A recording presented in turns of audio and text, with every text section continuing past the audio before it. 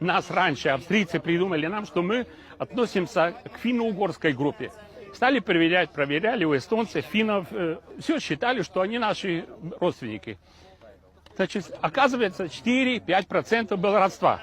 И потом пришли в Казахстан и взяли в Кизылординской области на берегу жителей Аральского моря. Взяли 74%.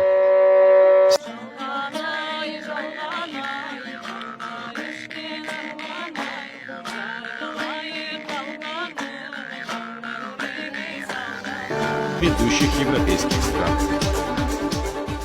Карпат койнауында 1000 жыл bir Macar мемлекеті тұрған. Macar мемлекеті тұрған. Европаның ең мықты, ең беделді. Здесь, в Карпатской ложбине, около 1000 лет существовало мажарское государство. Оно считалось самым сильным и самым авторитетным в Европе. Потом, по разным причинам, оно ослабло. После Первой мировой войны наша территория была разделена.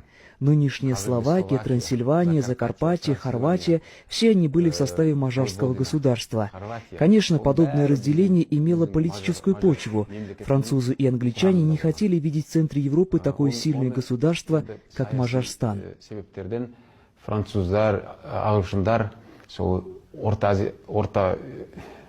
Европаның тау ортасында атаулы көшпенді болған мажарлардың күшті мемлекеті болмасын деп сөйтіп бөлістіріп жіберді.